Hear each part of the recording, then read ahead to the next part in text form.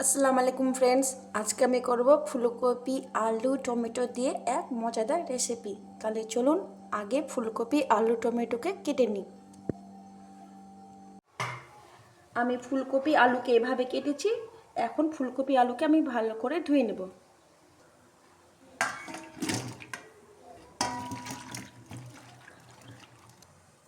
জল ফুটিয়ে রেখেছি যেন ফুলকপিটাকে আমি একটু সেদ্ধ করি।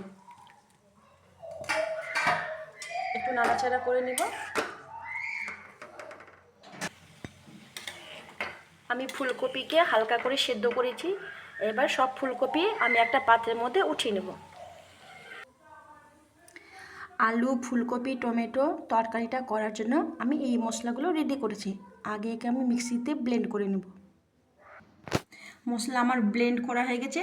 এবার কড়াইয়ে তেল গরম করে আমি আলু আর ফুলকপিকে ভাজবো। কড়াই গরম হয়ে গেছে, আমি দিয়ে দেবো সামান্য পরিমাণে তেল। দিয়ে দিচ্ছি আমি ফুলকপি, দিচ্ছি আমি আলু। সব কিছুকে আমি বেশ নাড়াচাড়া করে নেব।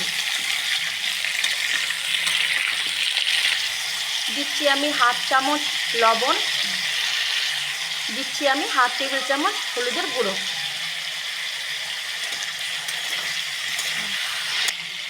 ফুলকপি আর আলু ভাজা হয়ে গেছে, আমি একটা পাত্রে উঠিয়ে নেব।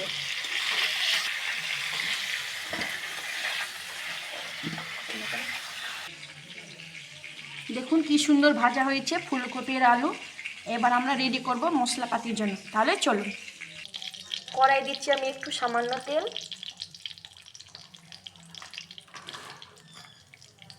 দিচ্ছি আমি দুটো তেজপাতা, দিচ্ছি আমি পেঁয়াজ কুচি। এটাকে বেশ নাড়াচাড়া করে নেব।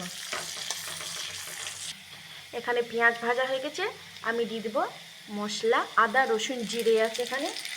দিচ্ছি আমি হাফ টেবিল চামচ হলুদ, দিচ্ছি আমি হাফ টেবিল চামচ লবণ, দিচ্ছি আমি হাফ টেবিল চামচ লঙ্কার গুঁড়ো। এটাকে আমি ভালো করে কষিয়ে নেব। এখানে আমাদের মশলা ভাজা হয়ে গেছে, আমি ভেজে রাখা আলু ফুলকপি দিয়ে দেবো। বেশ একটু নাড়াচাড়া করে নেব। সব উপকরণ আমাদের ভাজা হয়ে গেছে। এবার আমি দিয়ে দেবো কেটে রাখা টমেটো। এখানে ফুলকপি আলু টমেটো প্রায় ভাজা ভাজা হয়ে গেছে। এবার আমি সেদ্ধ করার জন্য দিব পরিমাণ মতো জল।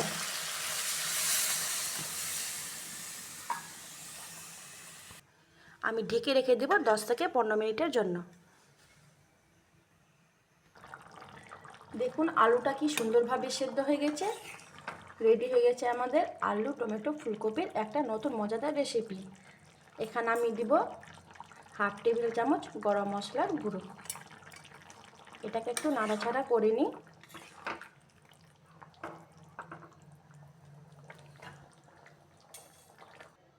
রেডি হয়ে গেছে আমাদের আলু টমেটো ফুলকপির একটা মজাদার রেসিপি। এই রেসিপি আপনি একবার বাড়িতে ট্রাই করে দেখুন। খুব টেস্টি এবং সুস্বাদু রেসিপি। আমার রেসিপি যদি আপনাদেরকে ভালো লাগে প্লিজ একটা লাইক করবেন, শেয়ার করবেন এবং সাবস্ক্রাইব করবেন। ধন্যবাদ।